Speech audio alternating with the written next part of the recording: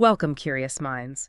Today we're doing a deep dive into something absolutely fundamental, the real purpose of education and its impact, which our sources suggest starts way before any classroom. That's right. We've gathered materials from, well, ancient philosophy right up to 17th century reformers. And our mission is to unpack these, look for insights that really challenge how we think about education now, and maybe find some, well, surprising connections. They definitely prompted us some surprises. So here's the big question guiding us today, straight from these sources. What if our whole approach to learning, from kindergarten right through university has actually fundamentally missed the point? A provocative question to start with. Definitely. So let's kick off at what these texts call the foundation. We're going back 2,500 years. Confucius. He said something our sources highlight as incredibly relevant even now. What was that? As go the homes, so goes the nation. Simple as that. No exceptions, no excuses, apparently. The claim is, if home life breaks down, the whole political system is basically doomed. It's a powerful claim. And what's really fascinating is how centuries later, you have this 17th century Moravian educator, Comenius. Ah, yes, Comenius. Often called the father of modern education, wasn't he? Credited with the idea of public schools in Europe. Exactly. And he echoes Confucius, but, he pushes it even further. He argues education doesn't start with school. It starts literally the moment a child is born. The moment of birth. Even earlier, perhaps. Yeah. He actually suggests the child is conscious of circumstances even before birth, that they inherit these psychic overtones from the parents. Psychic overtones. Wow. Okay, that's quite a concept. Inherited mood or state from the parents, maybe. Something like that, yes. An incredibly early, deep influence. And this leads him to develop this idea of the mother's school. The mother's schools. Okay, tell us about that. This sounds really interesting. Well, Comenius believed this primary knowledge, the stuff you learn, at your mother's knee, it's not about books first. It's about, example, the environment you're in, shared responsibility within the family. Yeah. So basic things like courtesy, kindness. Exactly. Courtesy, kindness, thoughtfulness, patience, cooperation. These fundamental human skills. The family, he argues, it's the source of the final, ultimate security and integrity for everyone in it. Ultimate security and integrity. That's a strong statement about the family's role. It is. And connecting this to the bigger picture, the sources are pretty stark.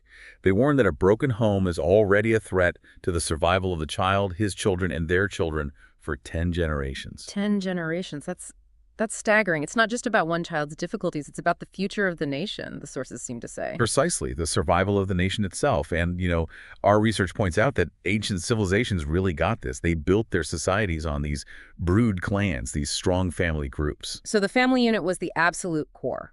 The bedrock. And the elders, the ancestors, they were the key teachers, the keepers of wisdom.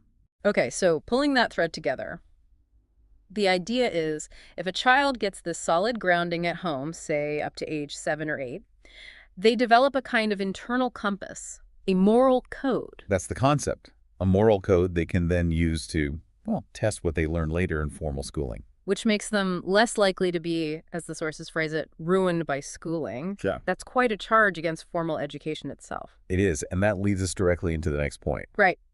It seems, based on these texts, we've maybe drifted pretty far from that foundational idea.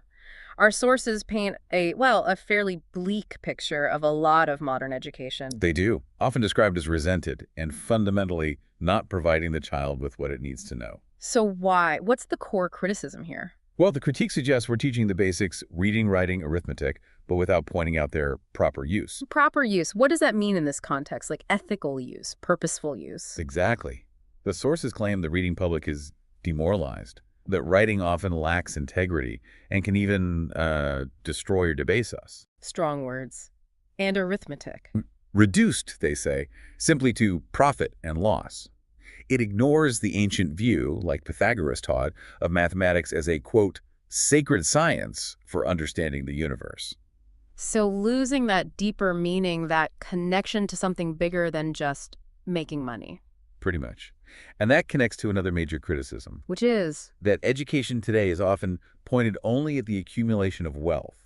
The idea of going to university just to get a better kind of job. Or to get that alphabet after our names, as they put it. The degrees, the titles. Right. There's even this anecdote in the sources about someone who spent over 30 years in school accumulating knowledge and ended up as a carpenter. And his point was? His point was he never had the time to do anything with any of it. A real sense of disconnect between learning and, well, living or applying it meaningfully. That's a powerful story. So education becomes less about wisdom and more about credentials, status. Or, as the sources argue, an instrument of fitting into a society, which, they suggest, can breed snobbery, a sense of special importance based on where you studied, not what you know or who you are. Like judging the book by its cover or the school's reputation. Precisely.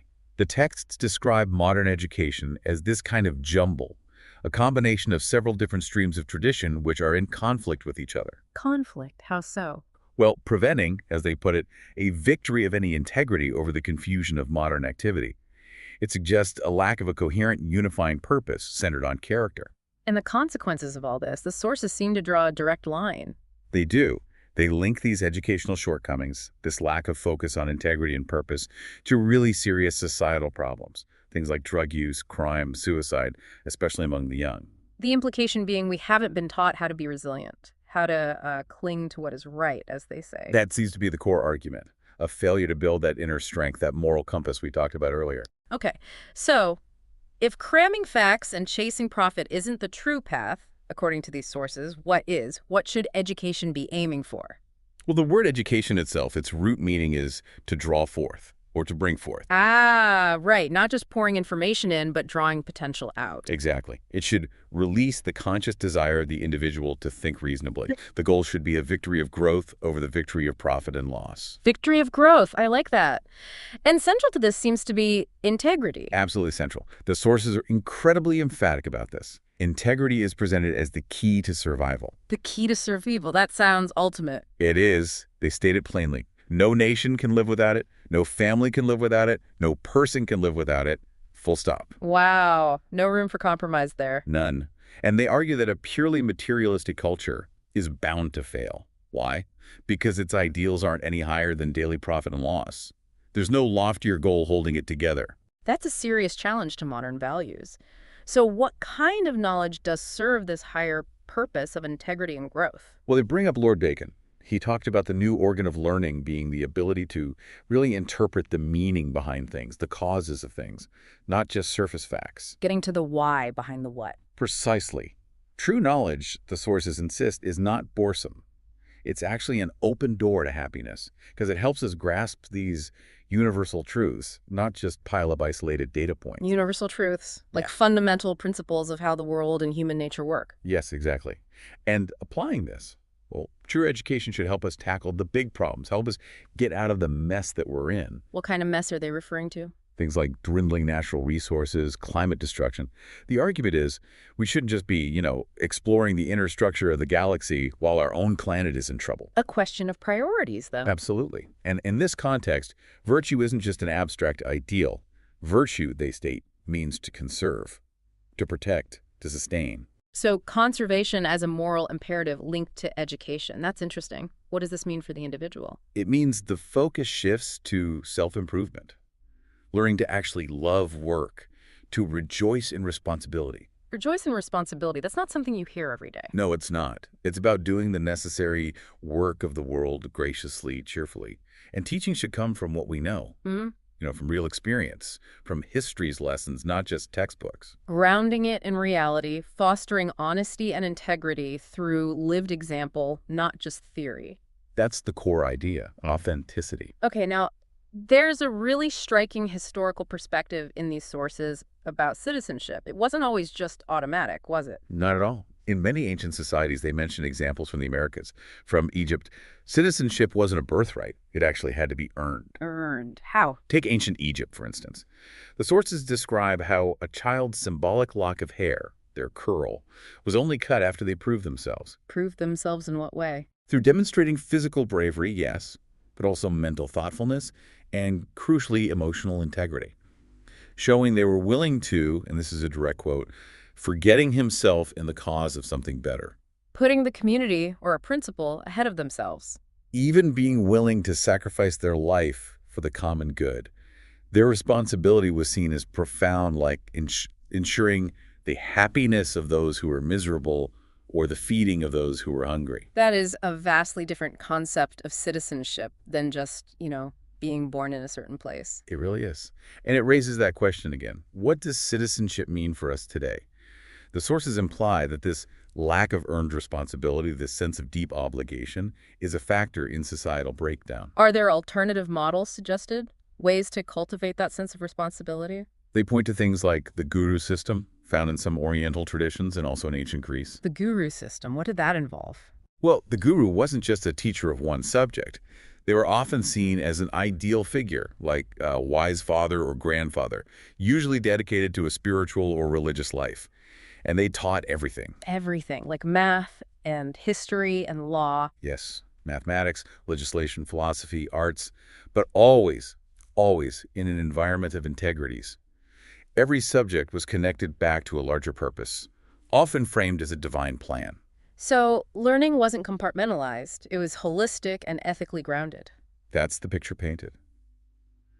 And the ultimate aim of all this, woven through the sources, seems to be helping the individual become truly self-governing. Self-governing meaning. Meaning not just blindly following rules, but having internalized the principles of integrity and responsibility. Education shouldn't just prepare a child to fit like a robot into some prearranged economic system. Right, not just be a cog in the machine. No, it should help them accept the responsibility and the potential of being a force for good in the world. A potential force for good. That puts a lot on the individual, but also empowers them. It does. And circling back to where we started, the texts are adamant that this kind of fundamental reformation of education, it begins in the home. Back to the family, the mother school. Yes. It's about parents teaching, through their own lives, the simple experience of life as a beautiful necessity. It's where kids learn to keep our values, enrich our values, and stay clean regardless of the circumstances around us. Staying true to your principles even when things get tough. Exactly. There's this incredibly vivid passage about living as though his ancestors were in the room with him, seeing how he did it, and his descendants in the same room to congratulate him or punish him for his mistakes. Wow. That's a constant awareness of your connection to the past and the future. A real sense of accountability across time. A powerful image, isn't it? A reminder that we don't live in a vacuum. Definitely. So the sources seem to conclude that we're in a pretty tough spot historically. They state quite bluntly that we are in the most difficult generation that has been recorded in history. But, and this is crucial, they say, this difficulty is not innate. It's not just how things are. It's the result of mistakes. A series of mistakes, yes. Yeah. Accumulated errors in how we live, how we learn, how we structure society. And the challenge they issue is urgent. What's the call to action? Basically, we've got to clean house. And soon, before the next century arrives, we need to fundamentally relearn what it means to be practical. Practical usually means efficient or profitable. But here, they redefine it. To be truly practical means pursuing that which accomplishes the greatest good for the greatest number. And that kind of practicality, they argue, starts with better homes in our world and individuals choosing to live with integrity day by day. It all comes back to the home and personal integrity. Again and again, yes. Okay, as we wrap up this fascinating deep dive, here's a final thought from these sources for you to consider. If the world itself is the first school, and our real life's mission is ultimately to graduate from the University of Humanity, Which requires, they say, wisdom, thrift, integrity, and constant effort. then the question for each of us is, what specific lesson grounded in those qualities are you actively learning and, more importantly, applying right now, today? A lesson that might just ripple outwards from your home, through your community, and maybe even touch future generations. Something to think about.